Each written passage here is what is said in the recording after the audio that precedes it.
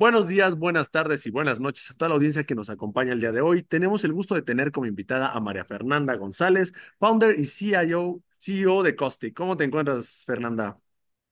Muy bien, gracias. Y tú, Rodolfo, muchas gracias por invitarme.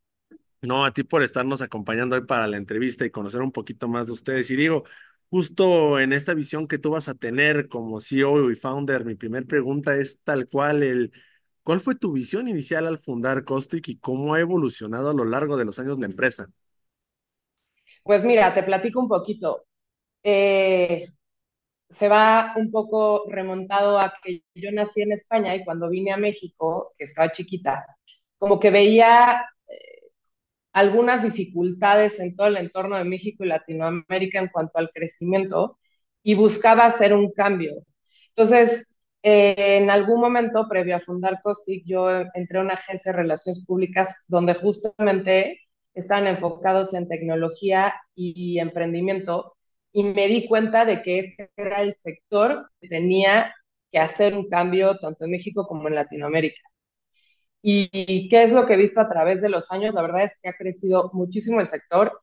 Incluso nosotros que hacemos relaciones públicas, al principio acercarnos con los medios, como que todavía no le entendían a muchas cosas de tecnología o no pensaban que había tanto potencial. Me parece que de 7 años para acá ha avanzado muchísimo todo lo que respecta no solo a México, sino a Latinoamérica, ¿no? Y que me encanta ver esa solución que estás mencionando, las principales dificultades de cualquier empresa, tanto para entrar al país como crecer en cualquier país, es recursos humanos y relaciones públicas, que es el darte a conocer y tener el talento correcto. Y te platico un poquito, hay veces que la gente como que dice relaciones públicas y headhunting, ¿qué tiene que ver? Y no es tanto el servicio, sino en la etapa en la que están las empresas, que es de crecimiento y que probablemente no tienen un área de recursos humanos o la tienen pero pequeña y no se dan abasto. Y la parte de relaciones públicas normalmente para una startup, empresa de tecnología o de energía, etcétera, no es su enfoque como para tener a alguien interno, ¿no? Sino necesitan el servicio de manera externa. Y sobre todo en las startups que necesitan levantar capital o comunicar que lo hicieron, pues es súper importante la parte de relaciones públicas. ¿Y aquí qué desafíos has encontrado al trabajar, digamos, con las startups y pymes en Latinoamérica y también en un mercado mexicano? Que llegan a ser complicados. Sabemos que, digo, la mayoría de los ingresos que tienen países de Latinoamérica es a base de las pymes, pero siguen siendo un reto poder trabajar con ellas porque muchas de ellas no subsisten o no llegan a más de 3 años. Así que me gustaría que me platicaras un poquito de cómo tú los has ayudado a superar los retos a través de los servicios que brindan. Pues mira, yo creo que uno de los desafíos más grandes es que no tienen tanto financiamiento o capital, pero no porque no existan las soluciones, o sea, existen bastantes instituciones financieras que pueden prestar este dinero y venture capitals o fondos enfocados en tecnología, pero es difícil aplicar, o sea, tienes que estar un poco metido en el ecosistema para que puedas llegar con un VC y decir, esto es lo que te voy a presentar. Y por otro lado, hay mucha gente que tiene excelentes ideas, pero todavía no las ha sabido estructurar. O sea, hay varios aspectos de una startup por la cual un VC invierte en ellas. Y una es el equipo, el mercado. O sea, hay veces que tienen una gran idea, pero es un mini mercado y ahí es difícil que un fondo te invierta. Y la otra también es que existen startups bootstrap o que con sus propios recursos fueron creciendo y llega un momento que piden inversión y a lo mejor no era necesario. Entonces, eh, pues es como encontrar el punto de equilibrio y asesorarte muchísimo. Nosotros, como agencia de relaciones públicas y de headhunting, la verdad es que tratamos mucho de además hacerles una pequeña asesoría o consultoría y darles como ciertos consejos conforme a lo que vemos tanto del mercado como de sus necesidades. Ejemplo, si a lo mejor ellos están solicitando una vacante que nosotros creemos que puede tener diferentes habilidades extras, a lo mejor se los decimos. O en cuestión a startups que están queriendo levantar inversión, muchas veces nosotros tratamos de ayudarlos para acercarse con nuestros VCs e incluso revisar sus presentaciones de inversión. Y bueno, más o menos por ahí. Y también la verdad es que todos los venture capitals de México y Latinoamérica y de Estados Unidos que invierten en Latinoamérica siempre están fijándose en las noticias acerca de estas startups. Entonces, eso los ayuda muchísimo. Por eso estamos bien enfocados en este sector. ¿Y sientes que ha cambiado realmente el ecosistema startup y pues el tecnológico, que es el que más ruido hace dentro de las startups en lo que es México y Latinoamérica? Sí me gustaría que me platicaras si en caso de que tú sientes que sí, ¿qué es lo que has visto que ha cambiado en los últimos años y cómo es que ustedes han adaptado realmente a los cambios que se han dado en estos tiempos? Pues sí, definitivamente, o sea, para mí ha madurado muchísimo el ecosistema. Siempre en todos los reportes de Latinoamérica te vas a encontrar que la verdad el sector fintech es el que más tiene relevancia, pues porque finalmente es el que primero puede monetizar. O sea, hay muchas startups que todavía no llegan a un nivel más alto porque es más difícil monetizar, no sé, un software as a service que préstamos, ¿no? Para empresas. Al final, eso inmediatamente tú ya tienes una comisión. Y por otro lado, el último año y medio, la verdad es que he visto muchísimo crecimiento en la parte de inteligencia artificial. No necesariamente todas las soluciones son algo innovador, o sea, la verdad es que muchas se basan en plataformas ya existentes como ChatGPT o Gemini, pero hay muchísimas soluciones bien relevantes que van a poder ayudar. Es que el ecosistema va hacia los usuarios, entonces van a poder ayudar tanto a usuarios como a empresas a ser mucho más productivos, ¿no? Pero también ahí está la parte del usuario y la empresa, que tan abierto está.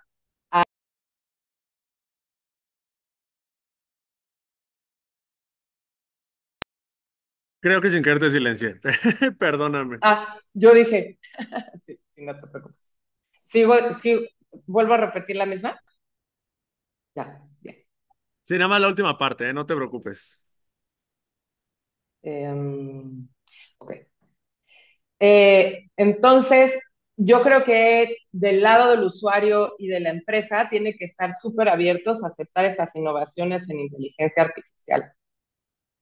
Excelente. Y mira, aquí me surgen varios temas que hemos estado viendo en tendencia por algunas empresas, que es el rol del mismo blockchain y cripto en las nuevas startups, que no solamente en startups, en empresas grandes ya lo están empezando a implementar. Me tocó una plática con una marca de lujo que mencionaba que quiere implementar el tema de blockchain y cripto para sus productos y evitar la parte de piratear estas marcas de lujo que vemos que se dan mucho y más en un mercado de Sí, Latinoamérica, de Estados Unidos y en donde tú quieras. A mí me gustaría saber dentro de esto cómo influye toda esta parte en las estrategias de marketing y reclutamiento que Caustic desarrolla para estos clientes.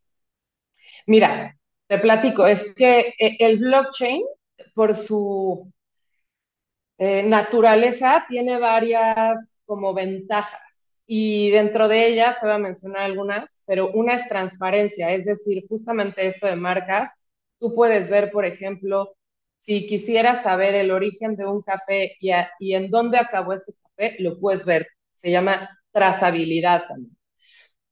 Por otra parte, está descentralizado, es decir, normalmente no se tendría que usar cloud services de los grandes hoy pues proveedores, sino acaba estando en la nube.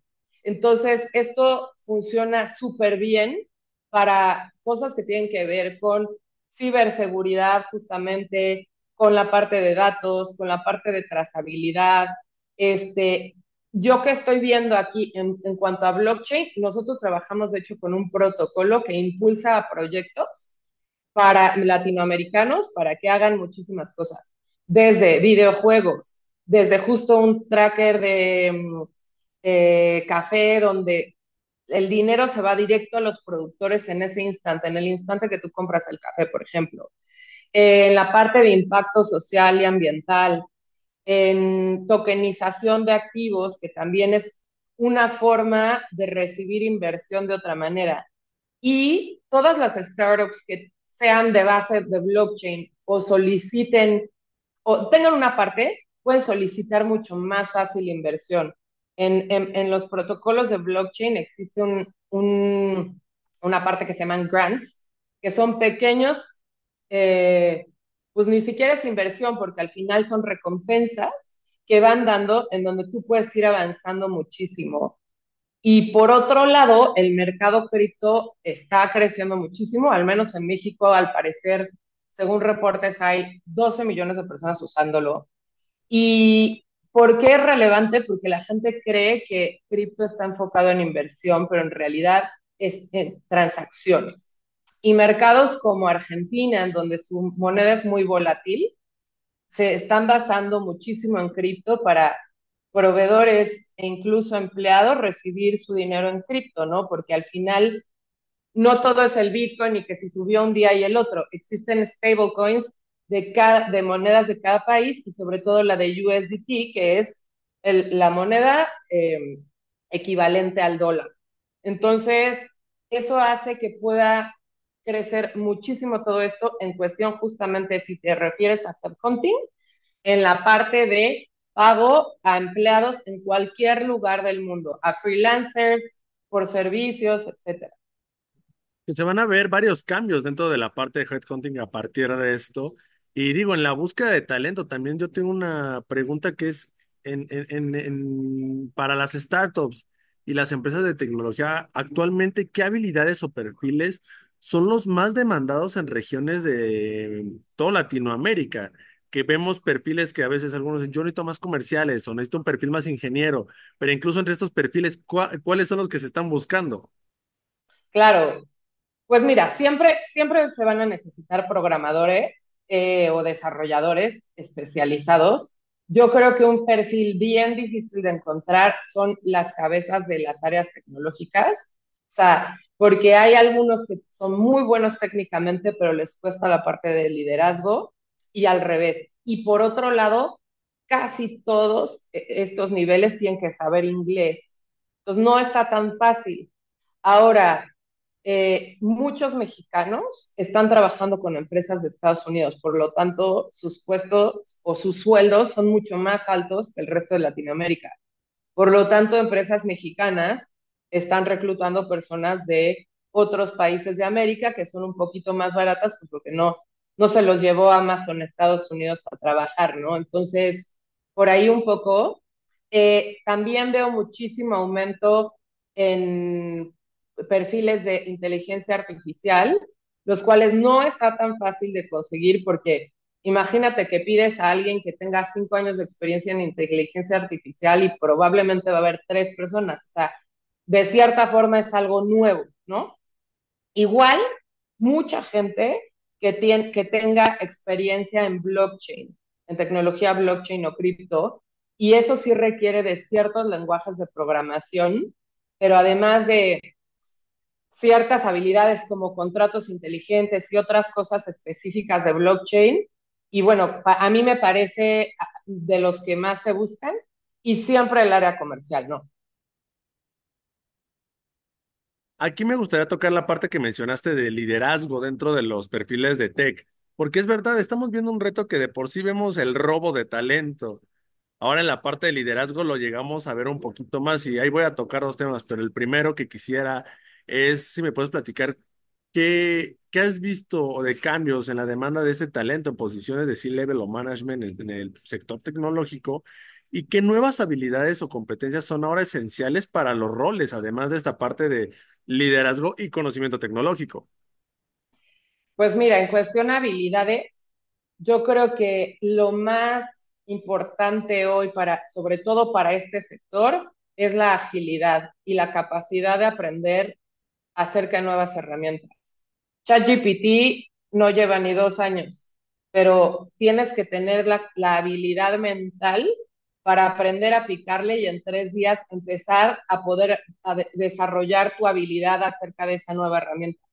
Entonces, eh, lo veo en diferentes generaciones, o sea, como que está muy centrado en distintas generaciones. Una generación X probablemente en general es un poco menos hábil adaptándose a nuevas habilidades tecnológicas. Los millennials depende muchísimo, o sea, como que siento que o están súper habilidosos en cuestión a tecnología o ya se quedaron un poco atrás y entonces es difícil porque de todas maneras vas a necesitar hasta plataformas de mensajería, déjate más allá, ¿no? Y por otro lado, los Gen Z que ya están pues, creciendo, o sea, al menos tienen 29 años para abajo, eh, creo que son súper habilidosos en cuanto a tecnología, pero les faltan habilidades mucho más soft como justamente liderazgo, negociación, etcétera, porque su proceso educacional fue distinto al de los demás. Entonces, esas son algunas habilidades que he visto que han ido creciendo, ¿no? Y de forma interna, Fernanda, ¿cómo es que tú consigues este talento para tu empresa? ¿Cómo escoges al talento correcto para tanto tema liderazgo como el perfil de trabajo de diario? Pues es difícil, no creas que no, ¿eh? A veces el zapatero, ya sabes, zapatero a tus zapatos, pero a veces es más fácil reclutar para alguien externo que internamente, ¿no? Pero nosotros creemos muchísimo, y yo en especial, en el fit cultural.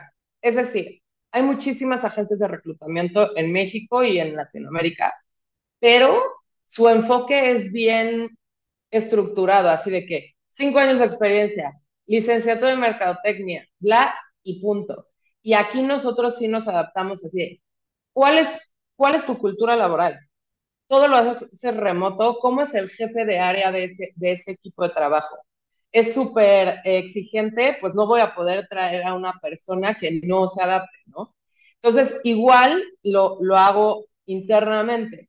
No siempre, o sea, obviamente no necesariamente las personas deben de ser idénticas a lo que tú esperas que sean todos. Y de hecho ni siquiera te sirve que todos sean idénticos, simplemente se tienen que adaptar. Entonces, si, por ejemplo, aquí internamente nosotros somos súper rápidos, multitask, te están hablando por 3 lados diferentes, ¿cómo vas a solucionar estos problemas?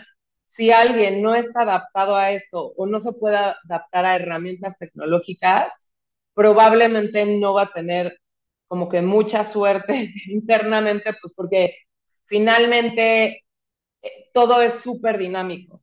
Entonces, así, o sea, evidentemente nos fijamos en la experiencia, en la educación, en sus trabajos anteriores, pero para mí lo más importante es el fit cultural.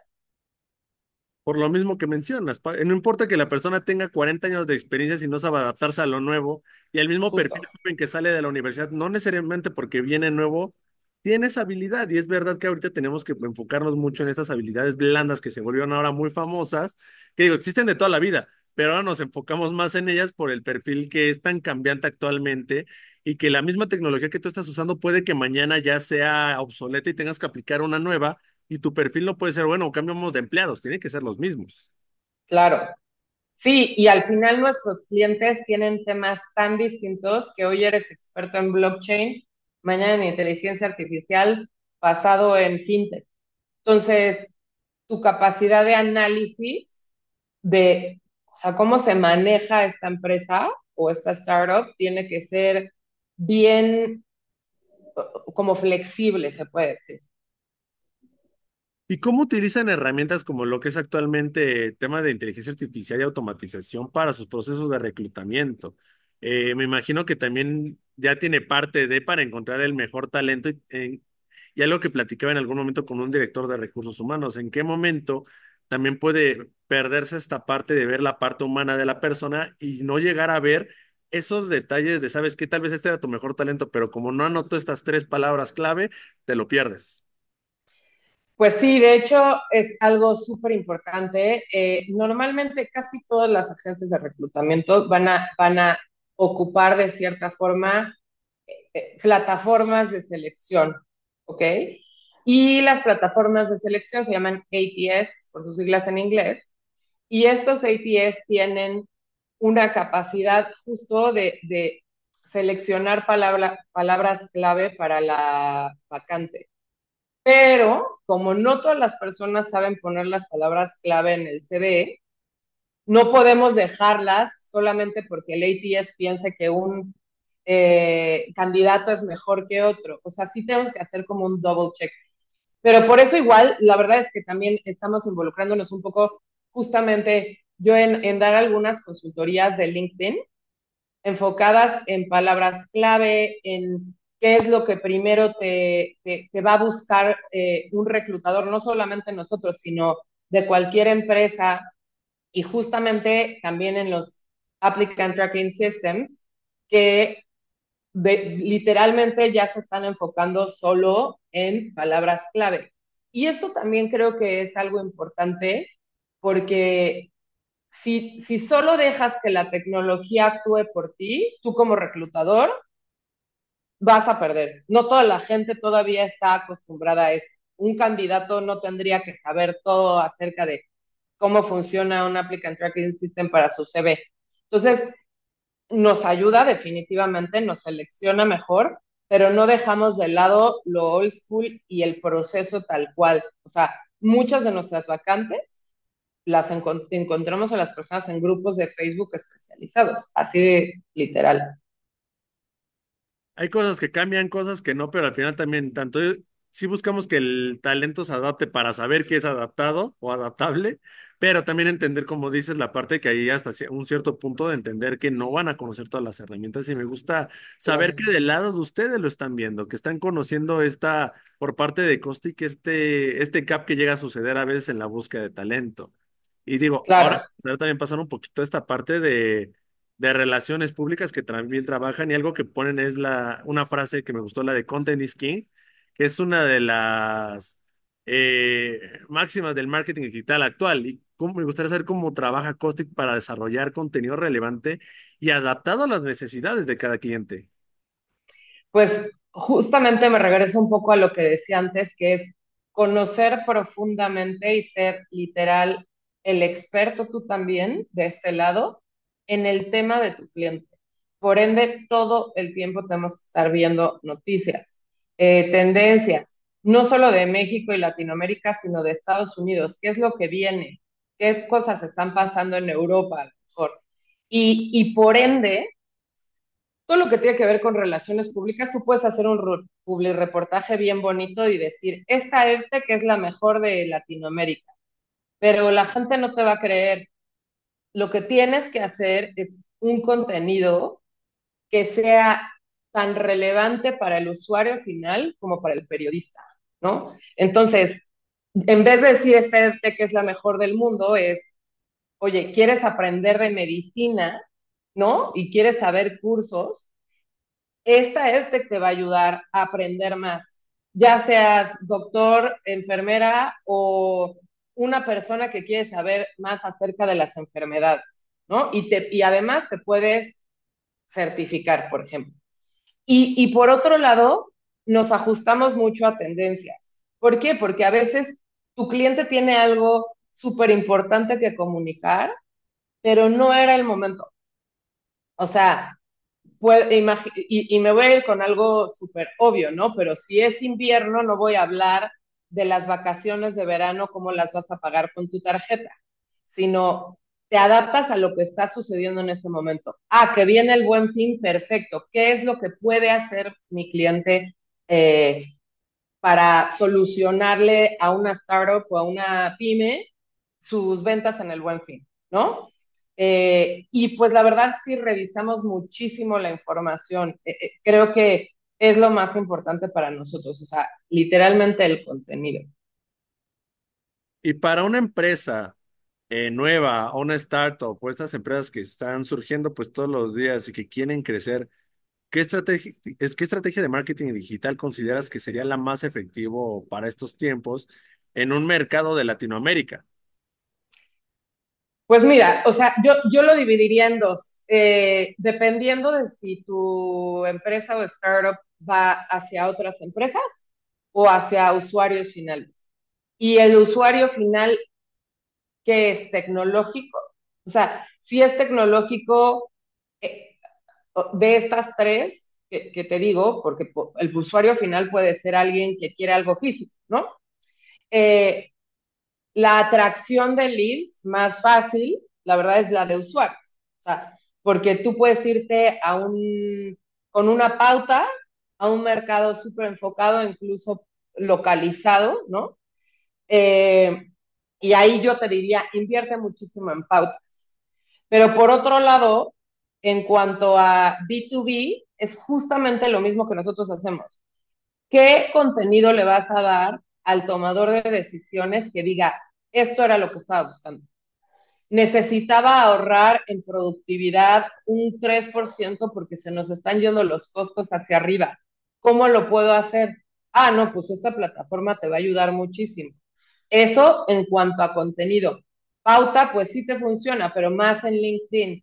Pero a lo mejor lo que te funcionaría es tener un ejecutivo de ventas súper sofisticado que esté haciendo ese approach en LinkedIn y no tanto pagar 200,000 pautas, porque a mí, o sea, yo utilizo Slack, pero lo sigo en Instagram, no me interesa qué más me pueden decir, o sea, más bien, por ejemplo, en Google Ads, ahí sí yo creo que es una gran inversión, es caro Google, es de lo más caro de todo, pero para B2B creo que funciona así. Y para eh, venta a usuarios finales de cosas físicas, pues tiene que ver también mucho tus aliados. Si tú utilizas marketplaces e e-commerce, pues qué tanto te puedes posicionar hacia arriba y ahí sí existen agencias especializadas para posicionarte, sobre todo en marketplaces, pero también proveedores, por ejemplo, nosotros trabajamos con uno que te ayudan con la omnicanalidad, es decir, bueno, yo vendo cremas, ¿no? Y es súper innovador, es vegano y todo.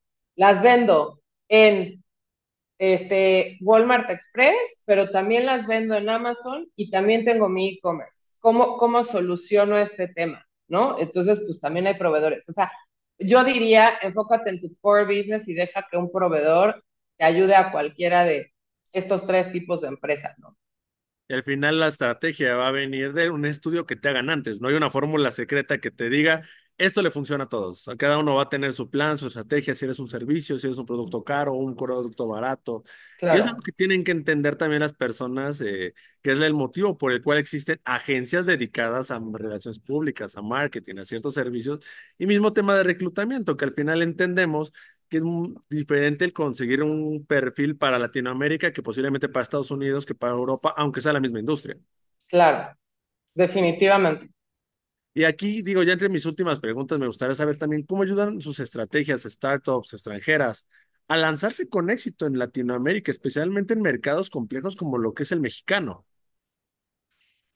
Pues mira, nosotros por ahí justamente en LinkedIn hablé la semana pasada de Lost in Translation y el español latinoamericano, ¿no? O sea, al final si por ejemplo tú tienes una startup y vas a diferentes mercados latinoamericanos, tienes que hablar en cada uno de cosas distintas. Aun cuando sea el mismo servicio, ¿no? Porque el lenguaje cambia, porque el tipo de usuario cambia. O sea, a lo mejor un argentino es mucho más directo y dice sí o no. El mexicano lo tienes que dar mucho más vueltas. El chileno a lo mejor no va a entender porque ellos utilizan el vos y nosotros no, ¿no? Eh, y por otro lado, y esto me ha pasado con empresas de Estados Unidos con las que hemos trabajado y en teoría tienen soluciones súper tecnológicas para el usuario y se olvidan de que en México primero los conoces en persona y después vas y ya se los vendes online, ¿no? Entonces, sí, digo, además de lo que hacemos de comunicar los productos y servicios de cada una de esas empresas, sí, como te decía, tratamos de asesorarlos de cierta forma e incluso con varias de las empresas que trabajamos ya estamos incluso en sus reuniones internas, ¿no? O sea, de que al final escuchamos todo lo que están viendo para la estrategia semanal y cómo podríamos unir la estrategia de comunicación e incluso darles tips de otras cosas operacionales. Y digo, Fernanda, ya también por último, sí me gustaría también saber del lado de Costi, cuáles son sus planes para un futuro, sus planes de expansión. ¿Están buscando ampliar su presencia en nuevos mercados o sectores en los próximos años? Sí, mira, nosotros trabajamos con empresas y startups de toda Latinoamérica en general o de Estados Unidos que tengan presencia en Latinoamérica, pero obviamente por osmosis se puede decir, muchos de nuestros clientes pues están en México o su base es, alguna de sus bases es en México. Pero justo estamos entrando y buscando a nuevos países como Argentina, Chile y Colombia, que son súper importantes para nosotros. Y por otro lado, estamos haciendo alianzas con empresas que dan servicios complementarios o agencias que dan servicios complementarios a los nuestros para como que aumentar el paquete de servicios para sus clientes. Es decir, si una empresa hace producción de eventos a gran escala, pues nos unimos con ellos y nosotros hacemos la convocatoria de prensa para ese evento, por ejemplo. O al revés, ¿no? A lo mejor nosotros nos damos cuenta de que hay un servicio que podríamos dar y contratar gente, pero mejor, o sea, que un proveedor especializado lo haga, e igual por medio de estas alianzas lo hacemos. Y otros mercados interesantes que vemos es El Salvador, justamente por toda la parte de blockchain y cripto, y Perú también está aumentando muchísimo en cuestión a tecnología. Entonces, no voy a dejar de lado todos los demás países latinoamericanos, pero en esos nos estamos enfocando mucho como en nuestro posicionamiento de ventas.